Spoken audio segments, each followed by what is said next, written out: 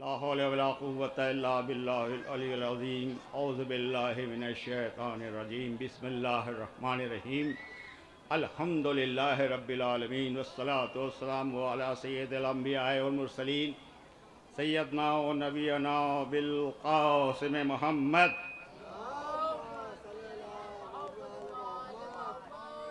وآله الطيبين الطاهرين المعصومين أما بعد فقد قال الله تبارك وتعالى في كتابه المبين وهو أصدق القائلين بسم الله الرحمن الرحيم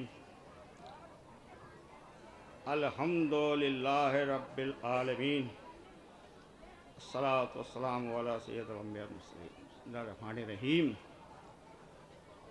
قال الله تبارك وتعالى في كتابه المبين وهو أصدق القائلين بسم الله الرحمن الرحيم إني جاعلك للناس إماما قال ومن ذريتي قال لا ينال عهد الظالمين صلوات بھیجئے محمد وآل محمد۔ حضرات مومنین، یہ موضوع قبل جناب مولانا سجاد صاحب نے مجھے جوگی پورے میں پڑھا سنا تھا، تو وہی انہوں نے کہا یہی موضوع آپ سید ثالث وہاں بھی پڑھ دیجیے گا کہ امام اللہ نے جناب ابراہیم کو بنایا۔ چونکہ مختصر اشارہ کرنا میرا کام ہے اور تفصیل اور تفصیل سے سمجھ لینا آپ لوگوں کا کمال ہے۔ صلوات بھیجئے محمد وآل محمد۔ خداوند عالم نے قرآن مجید میں فرمایا ابراہیم ہم نے تم کو لوگوں کا امام بنایا۔ اس کے بعد جناب ابراہیم نے کہا کہ وہ من ذریتی میری ذریت میں سے، تو اللہ نے کہا اے ابراہیم تمہاری ذریت میں جو ظالمین ہوں گے ان کو یہ عہدہ امامت نہیں ملے گا۔ اب میں جناب علامہ اقبال صاحب سے کہہ رہا ہوں کہ انہوں نے حالانکہ یہ فرمایا ہے کہ جستجو شرط ہے قسمت کا لکھا کیا جانے، جستجو شرط ہے قسمت کا لکھا کیا جانے، ڈھونڈنے والوں کو پتھر میں گوہر ملتے ہیں۔ یہ ڈھونڈنے والوں کو پتھر میں تو گوہر مل جائے گا۔ توجہ چاہتا ہوں ایک ایک جملے پر ایک ایک بات پر۔ ڈھونڈنے والوں کو پتھر میں تو گوہر مل جائیں گے، لیکن میٹنگ کر کے ڈھونڈنے والوں کو یہ عہدہ امامت نہیں ملے گا جب تک اللہ نہ عطا کرے۔ صلوات پڑھیے محمد وآل محمد۔ تو معلوم یہ ہوا کہ یہ عہدہ امامت معمولی چیز نہیں ہے کہ کوئی میٹنگ کر کر کے امام بنا لے اور امام بن جائے۔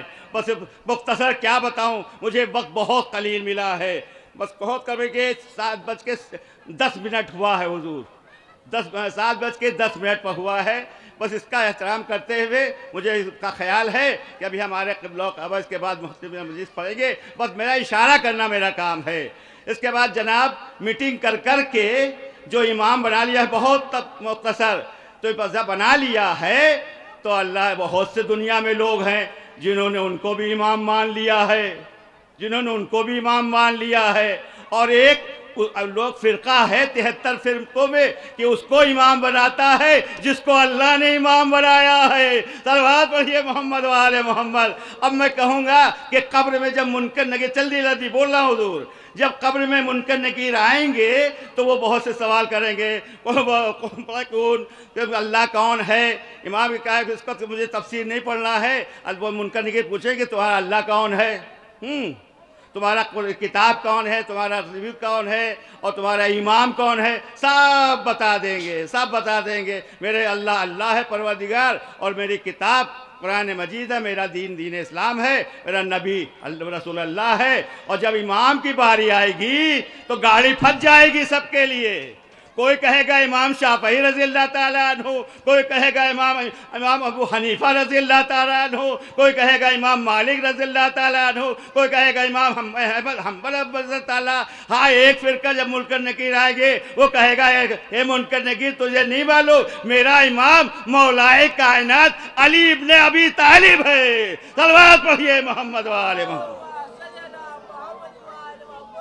منکر نکیر فائنل رپورٹ اللہ کے وہاں لگا دے گے، کہے میرے اللہ 4 گروہ نے تو یہ کہا ہے، ایک گروہ نے یہ کہا ہے، اب فیصلہ تیرے ہاتھ میں ہے۔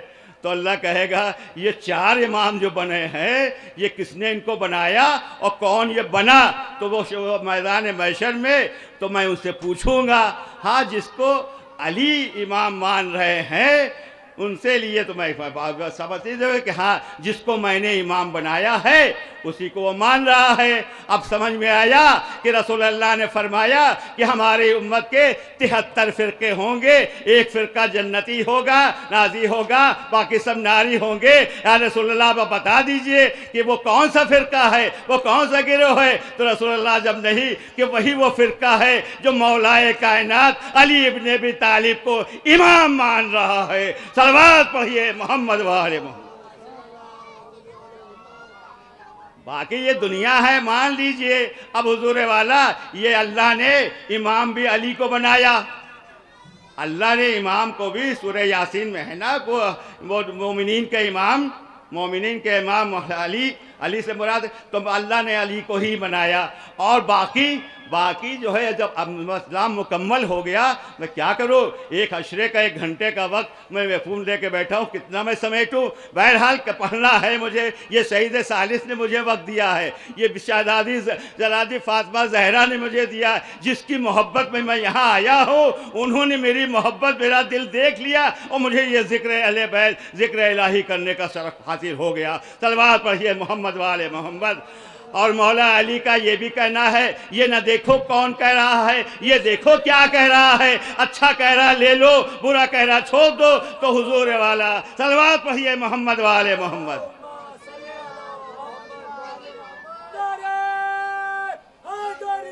یا علی یا علی۔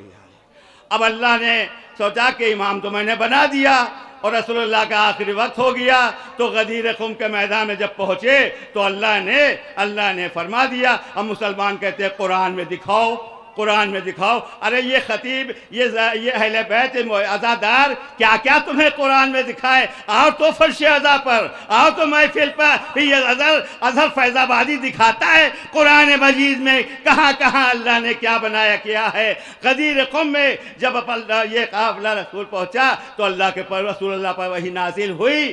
سورہ مائدہ کی 167ویں آیت میں، سورہ مائدہ کی 67 آیت میں خدا نے کیا کہا کہ بسم اللہ الرحمن الرحیم، یا ایھا الرسول بلغ ما انزل الیک، اے میرے حبیب وہ تبلیغ کر دو جو اس سے پہلے وعدہ ہو چکا ہے۔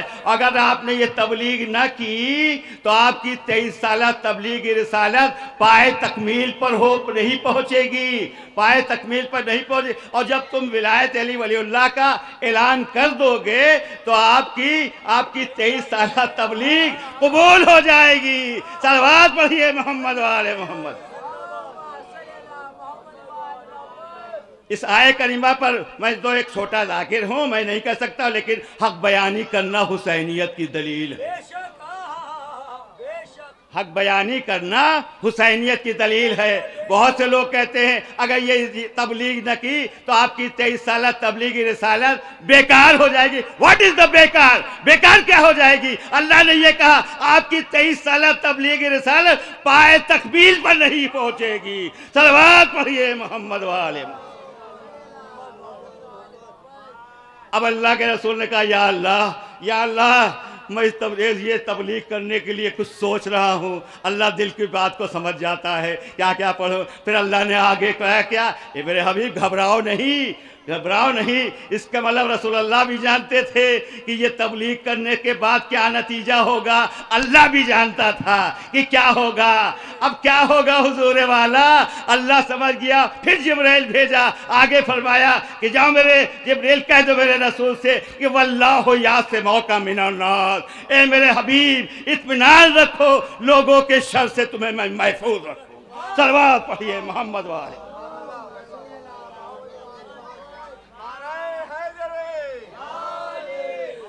اب اللہ نے وعدہ کر لیا نا، اللہ نے وعدہ کر لیا اب کوئی رسول اللہ کا بال بھی کا نہیں کر سکتا۔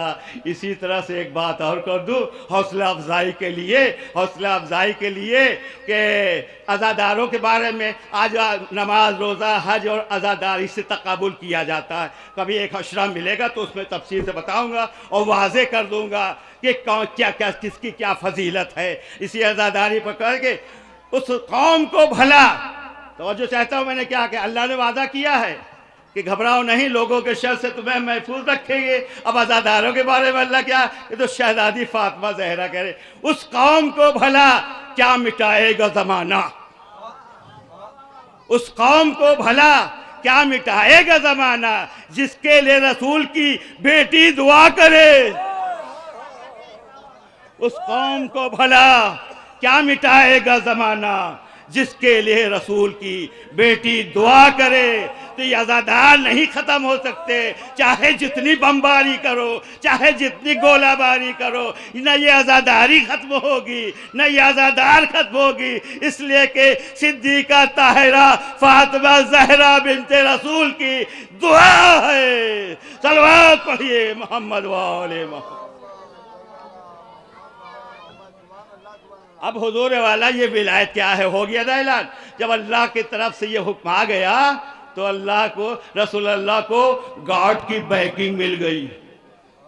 میں توجہ چاہتا ہوں واللہ یعصمک من الناس کہ اللہ کی طرف سے گارڈ کی بیکنگ مل گئی۔ اب رسول اللہ نے منبر پر کھڑے ہو کے دونوں ہاتھوں پر مولا علی کو لے کے فرما دیا من کنت مولا ہو فہذا علی، جس کا میں مولا ہوں اس کا یہ علی مولا ہے۔ صلوات پڑھیے محمد وآلہ۔ اب کوئی ہے جو رسول اللہ کی بات نہ مانے؟ سنت رسول یہ ہے، سنت رسول یہ ہے، سنت رسول یہ ہے، سنت رسول بال بڑا کرنا، سنت رسول خطاب لگانا، سنت رسول کملی رکھنا، سب سنت رسول پر عمل کر رہے۔ اتنی بڑی سنت رسول جو رسول اللہ نے جو علی کو مولا بنایا، وہ سنت رسول پر عمل کیوں نہیں کر رہے ہو؟ صلوات پڑھیے محمد والے۔ تو اس میں نہ اللہ کا کوئی نقصان ہوگا نہ رسول اللہ کا نقصان ہوگا، نقصان انہی لوگوں کا ہوگا جو ولایت کو نہیں مانے۔ اس پر ایک جملہ ہے ماشاءاللہ مولا نے مجھے بسط دیا تھا کہ کربلا گیا تھا، وہاں بھی امام حسین کے روضے پر مجھے مجلس پڑھنے کا شرف حاصل ہوا، تو میں نے ایک جملہ پڑھا تھا تمام عبادت الہی کی قبولیت کا دار و مدار، تمام عبادت الہی کی قبولیت کا دار و مدار ولایت علی ولی اللہ قبول اور عزاداری پر منحصر ہے۔ اب جس کو پوری زندگی کی عبادت الہی قبول کروانا ہے ولایت علی ولی اللہ قبول کر لے اور عزادار بن جائے۔ صلوات پڑھیے محمد وآلہ۔ اور حضور والا کیا بتائیں، بس چند منٹ میں ولایت علی ولی اللہ کی فضیلت سن لیجئے، چند منٹ میں سینے میں ذخیرہ بھرا ہوا ہے، کیا کیا سناؤں، کب جب وقت تو ملے تب تو سناؤں۔ ہاں جب بی بی سیدہ چاہتی ہے تو سنا بھی دیتا ہوں، سن بھی لیتے ہیں ولایت علی ولی اللہ۔ یاد کیجئے جناب ابراہیم کو حکم ہوا تھا، ابراہیم کا موضوع لے کے چل رہا ہوں کہ ابراہیم خانہ کعبہ بناؤ، خانہ کعبہ بن کے جب تیار ہو گیا تو حکم ہوا کہ چھت پر کھڑے ہو کے پکارو آؤ حج بیت اللہ کے لیے، آؤ حج بیت اللہ کے لیے۔ گھبرا کے جناب ابراہیم نے کہا اے بار الہ یہاں تو کوئی نظر نہیں آ رہا، کہ ابراہیم تو پکارو تو پھر دیکھنا کہاں کہاں سے آواز آتی۔ پھر امام جناب ابراہیم نے کہا آؤ حج بیت اللہ کے لیے، چاروں طرف سے آواز آئی اللہم لبیک اللہم لبیک اللہم لبیک۔ گھبرا کے ابراہیم نے اے بار الہ یہ کہاں سے آواز آ رہی؟ اللہ نے کہے عالم ارواح سے آ رہی ہے، جو تمہاری آواز جس نے سن لیا اور لبیک کر لیا صبح قیامت تک جو پیدا ہوگا وہ حج کرنے آئے گا، اور جس نے آج لبیک نہیں کہا وہ حج کرنے نہیں آئے گا۔ اب یہیں پر میں کہنا چاہتا ہوں کہ یہ تو ابراہیم تھے، وہ فخر ابراہیم غدیر قم کے میدان میں سردار الانبیاء کہہ رہا تھا جس کا مولا میں ہوں اس کا مولا یہ علی ہے۔ صلوات پڑھیے محمد وآلہ۔ تو جس نے ولایت علی ولی اللہ قبول کر لیا وہ جنت میں چلا جائے گا، جس نے ابراہیم کے لیے لبیک کر لیا وہ حج کرنے چلا جائے گا، اور جس نے ولایت علی ولی اللہ قبول کر لیا وہ جنت میں چلا جائے گا، اسے کوئی نہیں روک سکتا۔ بس عزاداران امام حسین، بہت تفسیر ہے، اس کے لیے کیا پڑھوں گا؟ ہاں جب 1 گھنٹے کا یا ایک عشرے کا موقع مجھے ملے گا تب اسی موضوع پر سن لیجئے گا، ہر روز نیا موضوع، ہر روز مزاج نیا موضوع۔ بحضور والا وقت میرا قریب آ رہا ہے، اب میں کہنا چاہتا ہوں یا اللہ کے رسول یہ علی کی ولایت کیا ہے؟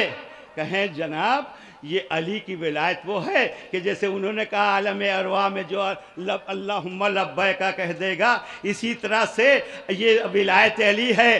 ابھی تو جناب ابراہیم، جناب آدم کی خلقت کا کوئی منصوبہ بھی نہیں تھا، ابھی تو عالم گل میں تھے، آب و گل میں تھے۔ ولایت علی اللہ تو عالم ارواح نے اللہ نے پیش کیا تھا۔ جس نے ولایت علی ولی اللہ قبول کر لیا اس کو عظمتیں مل گئی۔ سمندر ہے اللہ کے بنائے ہوئے، یہ زمین اللہ کے بنائی ہوئی ہے۔ جس زمین نے ولایت علی ولی اللہ قبول کر لیا اس کو زرخیز بنا دیا اللہ نے، اور جس نے ولایت علی ولی اللہ قبول نہیں کیا اس زمین کو اللہ نے بنجر بنا دیا۔ جس سمندر نے ولایت علی ولی اللہ قبول کیا اس سمندر کے پانی کو اللہ نے میٹھا بنا دیا۔ جس نے انکار کیا اس سمندر کے پانی کو اللہ نے کھاری بنا دیا۔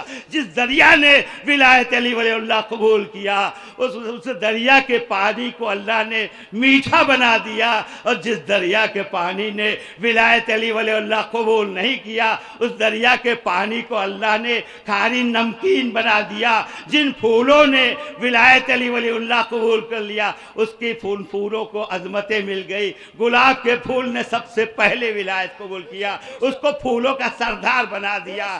جب ان پھولوں گلاب اس موتیا اور پھولے نے کیا اس کو خوشبو سے ایسا معطر کر دیا کہ سونگھو تو خمار آ جائے۔ اور جس پھول نے ولایت علی ولی اللہ قبول نہیں کیا ان پھولوں سے مہک اللہ نے چھین لیا۔ بس عزادارو جس جانور نے ولایت علی، جانور حس نے جو کیا اس کو خوبصورت بنا دیا۔ حدود نے ولایت علی ولی اللہ قبول کیا اس کے سر پر تاج رکھ دیا حدود نے، اور جہاں جس نے ولایت علی ولی اللہ قبول کیا اس کو عظمتیں مل گئی۔ زمینوں میں سب سے پہلے کربلا کی زمین تھی، جس نے قبول کیا تو اللہ نے اس کو 72 گوہر عطا کر دیے۔ حسین ایسا ہیرا دے دیا۔ نجف کی زمین نے ولایت علی ولی اللہ قبول کیا تو علی ایسا ہیرا دے دیا۔